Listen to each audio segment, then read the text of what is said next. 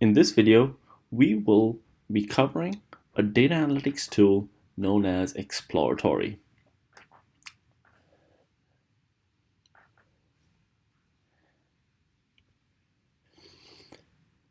Exploratory is a tool that is freely available for community use and for student-teacher use. It is a software tool that is built on an R platform and subsequently allows us to write R code if needed to perform a variety of data analytic functions. However, it does not require any R background to actually use. Exploratory is a point-and-click environment very similar to other tools such as Tableau, Power BI, and so on. Unlike Tableau, however, Exploratory is not a pure visualization tool. Exploratory allows us to do a variety of data analytics, and we will be seeing some of those analytical features in this video, among others. To download and install this tool, one needs to go to our website. The website is http://exploratory.io. This is the website where one can download Exploratory. To download Exploratory, one can click on this link over here called Try It for Free. Once you click on this link, Try It for Free, you will notice that there is a public free version, a personal version, and a business version that one might have to pay for. If you are a student or teacher, you may click here. And so if you are enrolled in a university, please click right here. Once you click on that link, you will be instructed to fill in a variety of different form fields, agree to the terms of service, and sign up. Subsequently, you can download and install the community plan for students and teachers free. Once you have installed Exploratory on your machine, and as part of the Exploratory installation, you will have to install some packages related to R and some packages related to, if I'm right, GitHub. And once you've done that, you can open up the Exploratory environment and you should see something that looks like this. Please notice that the version of Exploratory that I have is version 5.5.5. I'm signed in, and this is my account information right here on the top right-hand corner. Now, you are noticing a variety of projects over here, and so this environment, this screen of Exploratory is where Exploratory launches into, and we can create different data analytic projects that we might be interested in. There are a variety of features over here that I want to point out to you. The first is that this list of projects, as we work on more projects, you can notice that this list becomes larger. I've been doing this for a while, so I have a pretty large list.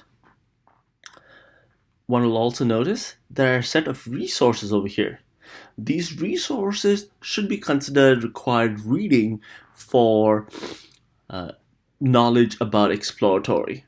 There's information on how to get started, some how-to tutorials, a function list or a reference list. If you have any questions about troubleshooting or FAQ, there are links for those. In addition, as I mentioned, that Exploratory is based on an R framework, so there are a variety of R packages that come built with Exploratory. And if you click on the R packages link, you'll notice that this pop-up shows up called Manage R Packages, and there are a set of installed packages by the system that come as part of Exploratory. And then there are some user packages that one can install or we can install ourselves. And so if you wanted to, we could install any new packages that we want. They might be on the local system, that is on the local computer, or they might be as part of a CRAN repository. We won't be using any other packages other than those that are already coming with the Exploratory environment. The next thing I want to point out is that there is this link up here called Import Project. one can use this link to import zip files, that is, files that are already zipped up.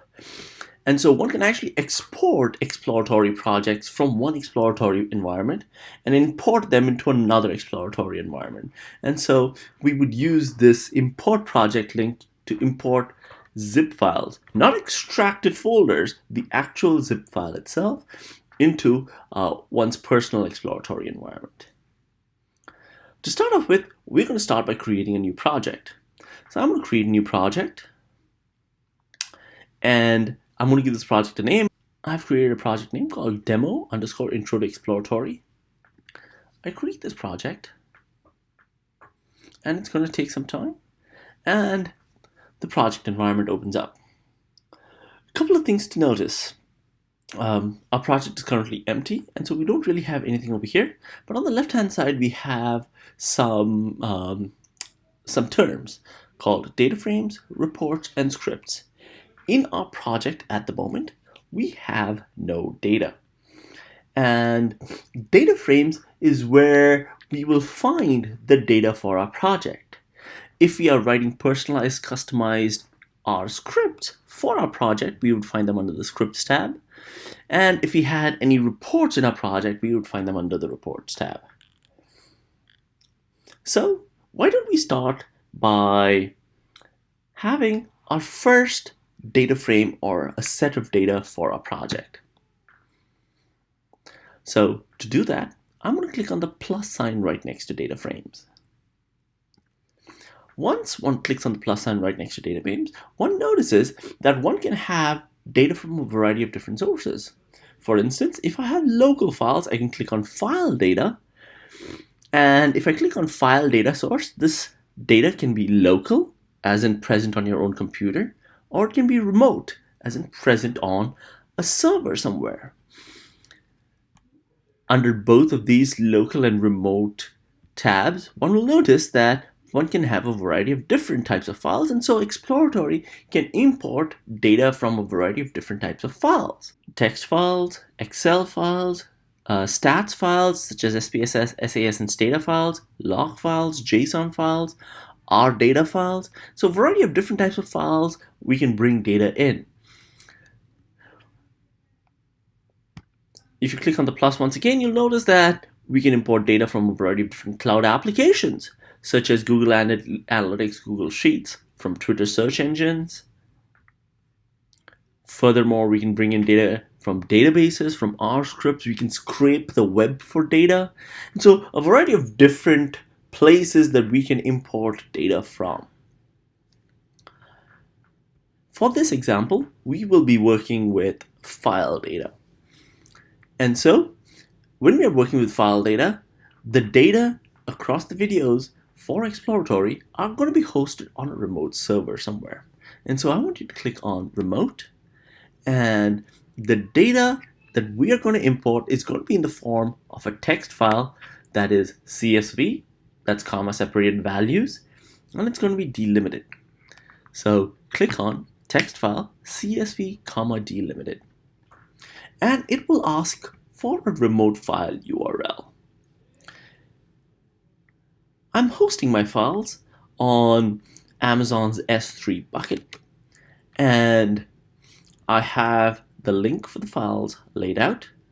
And so what I shall be doing is I shall be copying and pasting the remote file URL right in here. This URL will be made available to you all as part of this video series. Once I've pasted the URL into this remote file URL and I've set the file type to be CSV, I shall click on OK. And then I have this screen that shows me that it has fetched the remote file, the file that's available at that location in the URL, and has presented me with some options about customizing the file that I want to bring into my data analytics project.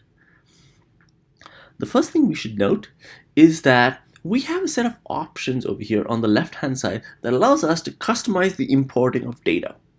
For instance, you will notice an option over here known as Data Separator. If one does not have a CSV file, but one has a tab delimited file or a semicolon delimited file, one can set the data separator to be customized to your data. In my case, or in this example, we did have a comma separated file, and so leaving the comma separator in place is appropriate. And so that's exactly what I'm going to do. But if it was something different, one can make that choice as well. For instance, if I had a semicolon as my data separator, I can change it to semicolon and say, okay, apply this change to the data importing process. And unfortunately, and because I don't have any semicolon, everything is considered one piece of data, right? So I'm going to change this back to a comma. I'm going to apply the comma as a separator, and it finds the 3 columns that I have: year, month, and temperature. It allows me to specify what identifies the decimal. Sometimes one can have comma as a decimal or a period as a decimal, and in this case I have a period as a decimal. If I have a 1000 mark, I can indicate that. If I have my data that has quotes around it, I can specify that as well. This allows me to also specify whether my first row actually is header, right? And so if you have a data file that does not have a header row, that doesn't actually have the names of the columns as the first row, you can actually specify that. And so in my data, the first row in my data file is year, month, and temperature, the actual column header. So I can set up that the first row is the header and leave it as yes, right? I can subsequently also trim white space and automatically detect data types. Please notice that I'm previewing the first 50 rows of data. Obviously, this data set is not just 50 rows, it's longer than that. And I'm just previewing the first 50 rows and I have 3 columns. Once you have customized the data importing based on the type of data and the structure of the data you have, you can click on Save, and you're going to be presented by an option asking you the data frame that you want to create in your data analytics project. What do you want the name of the data frame to be? I'm going to leave it as the default Central Park Times. It's basically picked up the name of the file before the .txt. So I'm going to create this as the data frame. Once I've done that, notice that this gray portion of my window is now highlighted, and there is some information over here. Notice that the currently highlighted tab over here is the Summary tab, and on the Summary tab, you notice that you have 3 columns: year, month, and temperature, and various summary statistics about these columns. First of all, you will notice that that it's going to tell you the minimum and maximum values of each of these columns. It's going to tell you the median, average, and standard deviation for all of these columns. In some cases, this is not going to make much sense. For instance, we have year and month, and thinking about median and average year may not make that much sense, right? And so this is the summary statistics that is available to us. Also notice on the right hand side we have another drawer that shows up. This drawer right here. Now all of the work that we do to this data set in Exploratory is considered as a set of steps. These steps describe the data analytic workflow, right? And this workflow is going to capture all the transformations, all the changes, all the analytics that we perform on the data as we move to some sort of outcome, some sort of analysis result. And these steps build on each other, right? Starting with the importing of data and then subsequently doing things to it, like transforming it and changing columns and those kinds of things. Right. So those steps are going to show up over there, and you're going to see that as I do more things, I'm going to have more and more steps. So this is the Summary tab, and so let's click on Table, and once we click on Table, you will notice that we see the actual data itself. Now, if we scroll down, you can see that we see more rows of the data, and notice at the bottom over here, we see this number 200, and so Does this mean that this data set has 200 rows? Well, no, actually. If you look up here, we see they have 3 columns, and we do have 3 columns, year, month, and temperature, but we have 1,765 rows. The reason we see 200 is because under rows to show right here, we see only 200 rows. And one can change that. If we want to see more rows, like if you want to see 500 rows, we can see the first 500 rows. If you want to see 500,000 rows, 1,000 to 1,500, 1,500 to 2,000 rows, we can make those choices. Right? So we do have 1,765 different rows. Okay, now let me talk a little bit about what this data is. The name of the file should give you some sense. It says Central Park temperatures. And so this is data for temperatures in Central Park for a year and a month. So, for instance, the first row is telling me that in January of 1869, the average temperature was 35.1. In October of 1869, the average temperature was 50.9. In November of 1869, the average temperature is 40.3, and so on and so forth for years starting at 1869. And if you go to the summary tab, the last year, the maximum value of year, is 2016. And so we have temperatures in Central Park for a year and a month from 1869 to 2016 as part of this data set. Now, taking a look at the temperature column, one notices that these temperatures go from 35 all the way to 72, 73, 60, and one gets the sense that this temperature is actually in a certain scale. Obviously, this temperature is in the Fahrenheit scale, and so one might actually want to represent the fact that this temperature is not temperature in Celsius, but in fact temperature in Fahrenheit.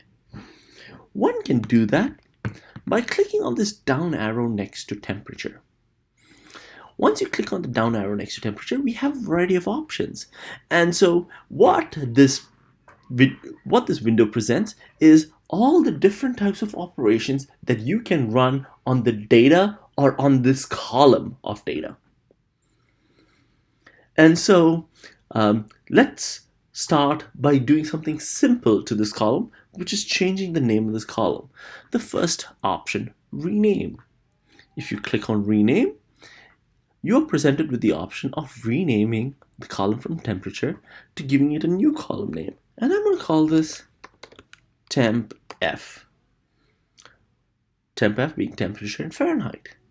When I run this, you will notice the name of the column has changed to temp F, and also notice that there is an additional step. And so remember that data analytics or the process of data analysis is the set of steps that you have to do subsequent to importing the data and the things that you might have to do to get to your final analytics result. The first step that I have really over here is importing the data, and subsequently after that I have renamed the column. Now, while I have my temperature in Fahrenheit, I also might want to have this temperature represented in Celsius. And so what I would want to do is I would want to take this temperature Fahrenheit and convert it into Celsius. One can do that in a couple of different ways. One can click on the down arrow and one can perform a calculation, create calculation or mutation. And so once I create a calculation, I have an option. I create a new column or I override the existing column. I want to keep temp F as it is, right? I want to create a new column with the temperature in Celsius. And so I will create a new column called temp C that now I have to perform or change something within calculation editor to represent what does this temp C value for each row. And what that is temp F, the temperature in Fahrenheit, minus 32 multiplied by 5 divided by 9.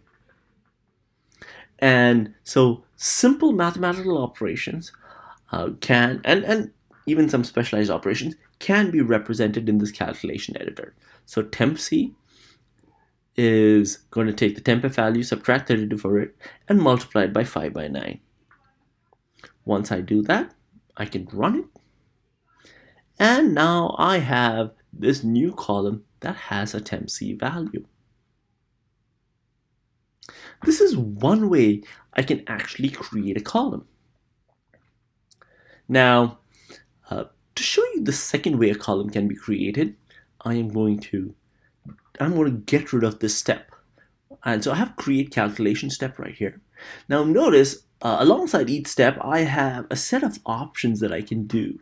I can do things to each step or the data in each step. What I'm going to do is I'm going to delete this step, and I'm going to show you another way to do the same thing. Here is another way to do the same mutation. You can also click on add a new step right here. If one clicks on add a new step, one gets a variety of different options. These options are very similar to what you might get if you clicked on the down arrow next to tempf. If you click next to this arrow right here. Again, we have the create calculation. One can create a calculation and create a new column. Again, tempc is the name of the column. And in my calculation, I'm going to take tempf, subtract 32, and multiply by 5 and divide by 9. Once I run this, notice that I have my calculation right here. Now, I have numeric columns, and notice for tempc, I have a column that has decimals galore. And so one of the simple things I might actually want to do is to round this value of temperature in Celsius off. If I would like to round out this value of tempc off, I can click on the down arrow next to tempc. And notice at the lower part of this drop-down allows me to do a variety of things to the specific data in the column. For instance, changing the data type, replacing values, and because I'm working with numeric data, I can apply numeric functions to this data. If I had string data in there, I would be able to run a set of string functions on this data. But because I have numeric data, I have a variety of numeric functions that I can use. And one of the numeric functions, if I scroll down this list, is a function called round. So if I click on round, it tells me that I want to again create a calculation. So I want to change something about this column, and I want to overwrite the existing column. I don't want to create a new tempc column. I want to overwrite the existing tempc column with the rounded version of tempc, and this is providing with me to me the option called digits. Digits as in how many digits would I like this rounded out to. Now, if you're wondering and have wondered, well, how do I know what this function does and what the options are? One can also click on this link over here called Show Document. If you click on Show Document, if you have a function present right here, you will see some information about the function. Right? And in this case, again, digits representing the number of digits you would want something rounded out to. And so I'm going to say round it out to 2 digits or 2 decimal places. I can run this function. And when I run this function, I see tempc rounded out to 2 decimal places. Once one has the rounded value of temperature C, we now have 4 columns: year, month, the temperature in Fahrenheit, and the temperature in Celsius. Now, based on this data, one of the things that we could try to look at is the change in the temperature in Central Park over the various years. Now, this requires us to do some transformation to the data. Please note that we have 12 months for every year. So for every year, we have 12 different data points representing temperature in either Fahrenheit or Celsius for each month of that year. If I'm interested in the change in temperature of Central Park over time, one of the things I might think of doing is taking the temperature from the year and averaging it out for the year, right? So that the highs and lows, that is the seasonal variation in temperature over the different months, is averaged out for the year so that I can see whether there is an actual change of the average temperature over time in Central Park. And so this requires me to calculate the average of either of my temperature columns over the different years.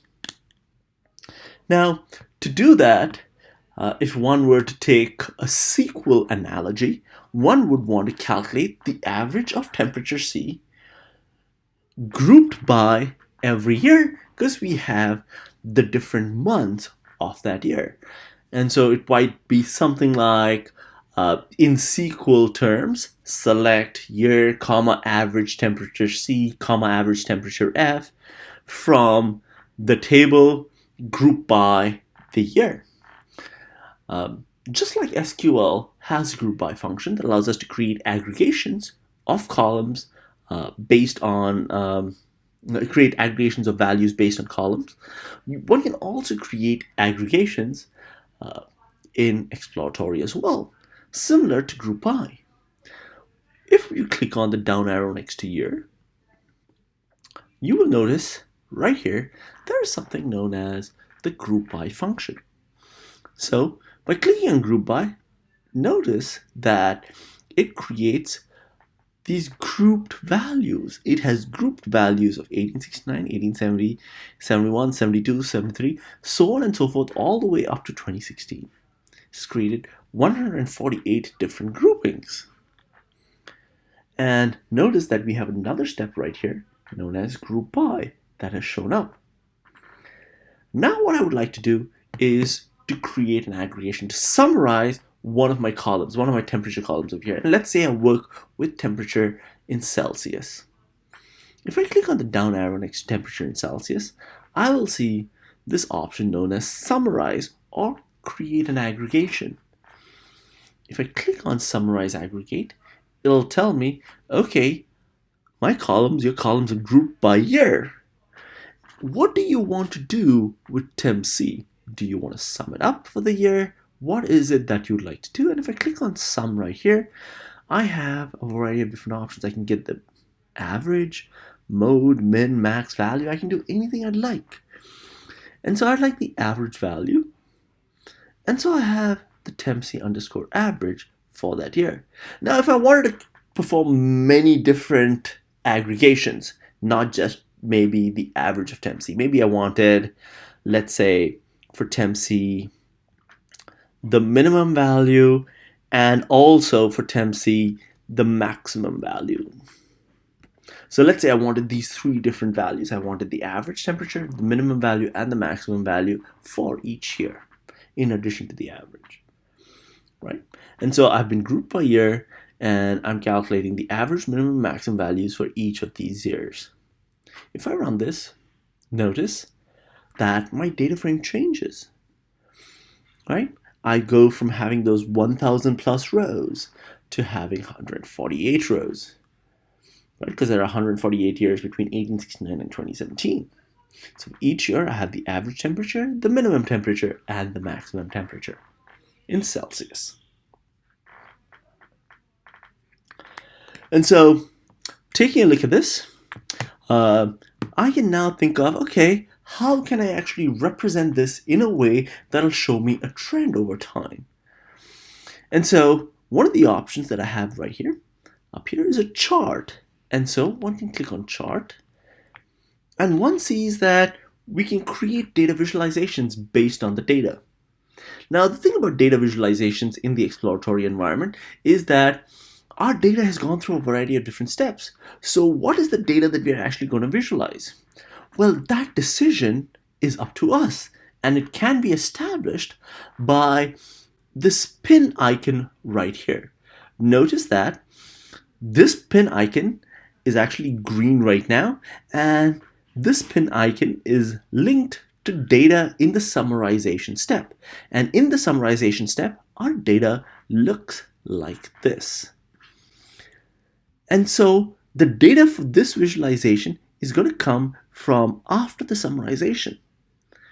If I wanted to get my data visualization based on data from a different step, from let's say just the initial import of data, I can click on that pen and notice that that pen has changed. It's not green anymore. It's opaque. And I can click on this step. And I can click on the pin over here. And so then what I would do is my rows and the values that I would do would be based on data from my initial data import where I had just year, month, and temperature. And so this pin establishes which step my data is coming for the visualization. And so I want my data to come from the summarization step, and I'm going to pin this chart 1, to the data from that step, allowing me to pick year, temp C average, temp min, temp max.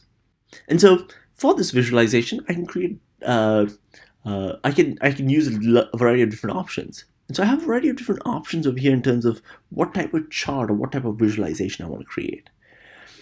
In this case, the best type of visualization is a line visualization, something changing over time. So I'm going to create a line visualization. And in a line visualization, I have to pick an X and a Y axis. Now, my data has average, minimum, and maximum temperatures and a year column. Whenever we have longitudinal data, time-based data, the longitudinal component, the time component, is usually a good component to put on the x-axis. And so on the x-axis, we can choose this value here. Notice that, as I said, for each year, the y-axis is giving you the number of rows. And so there's a blue line across just one right here. It's one row. And so, but I don't want the number of rows. I want the average temperature. And so I can click on see temp average. And I see this chart that depicts the change of temperature, of average temperature over time, starting in 1869 and all the way to 2016. If I want, I can present the other values of minimum and maximum as well. So now I have 3 lines, one showing the minimum temperature, the average temperature, and the maximum temperature in Central Park from 1869 to 2016.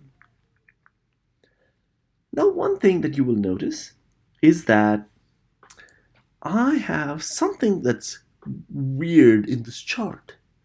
And this is one of those things that one should pay attention to when one is looking at data visualization. That is, in 2016, things drop all the way down here, right? Where the maximum, minimum, and average temperatures are of a certain value, 1.39. What is going on with my 2016 data? That all my temperatures are 1.39, the average, the min, and the max.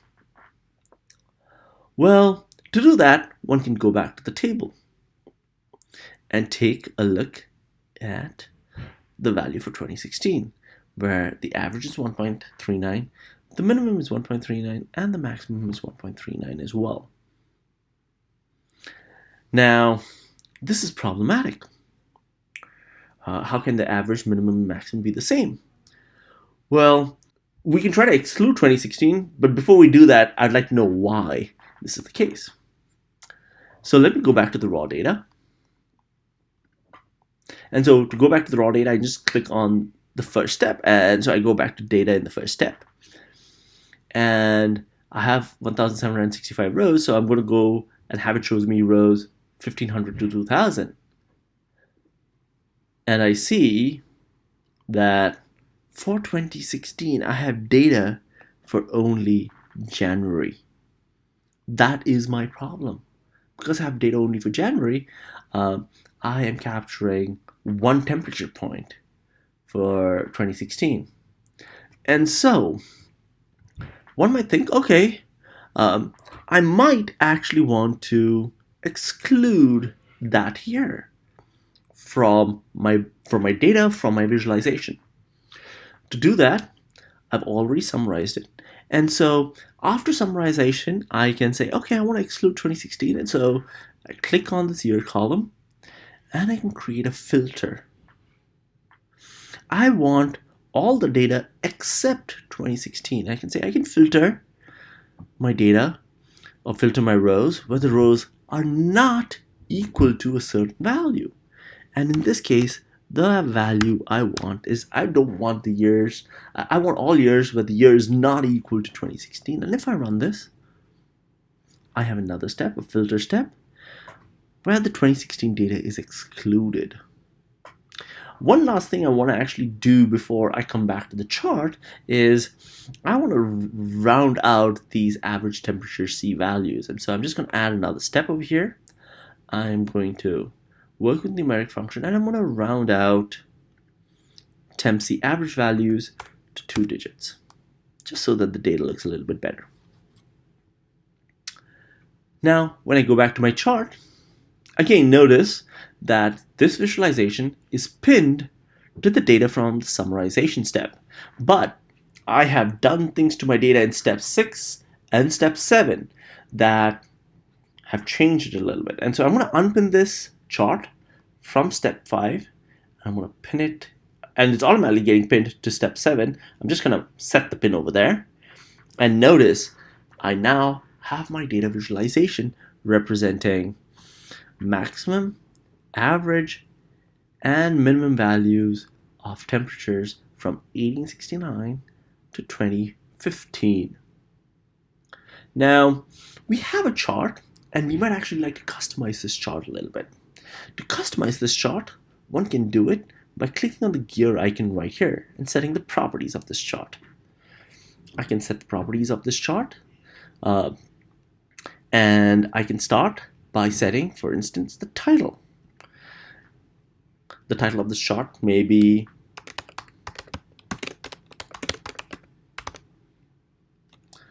is going to be called Central Park Temperatures, and if I hit apply, I see a title showing up called Central Park Temps.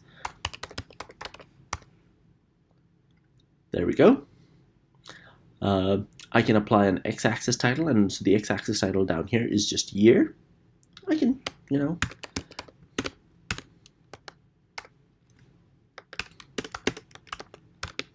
I can be more detailed. So year 1869 to 2015. I can specify my y-axis title. The y-axis title is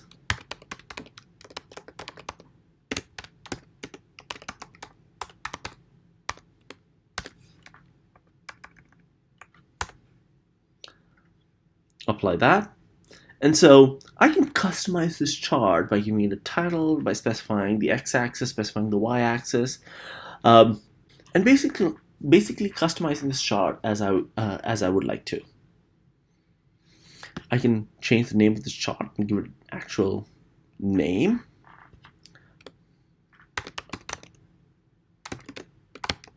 Now, once you have this chart, this allows you to notice a trend in the temperatures, and we see, over time, this is a gradual upward trend in temperatures, just very gradual upward trend in temperatures and average temperatures in Central Park. Now, one of the interesting things about Exploratory is, once you do your data analytics work, Exploratory allows you to publish and share this work. For instance, here's how we do that. Please notice there are these arrows up here that allow you to export the chart, image, or data and save it as a file, or publish it to the World Wide Web. And so they have a platform that allows you to publish this work for free. And so if you click on Publish to Share and Schedule, it allows you to publish this chart, and you can either publish it in private mode, or you can publish it in public mode. And so I'm just going to leave it in private mode, and I'm going to click on Publish. And when this is published, it publishes on the Exploratory Cloud, and you have a browser link where your data visualization can be accessed. And if you click on Open in Browser, once I sign in, once I publish and open up the URL in the web browser, I will see that my chart is now published on the World Wide Web with some information about when this was created, who made it. In fact, you can actually see some of the data behind this if you would like to. If you would like to, you can actually share this and publish it to other people that might be interested in your work.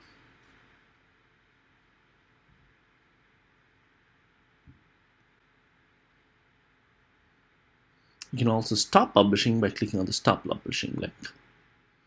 And your work is not published anymore.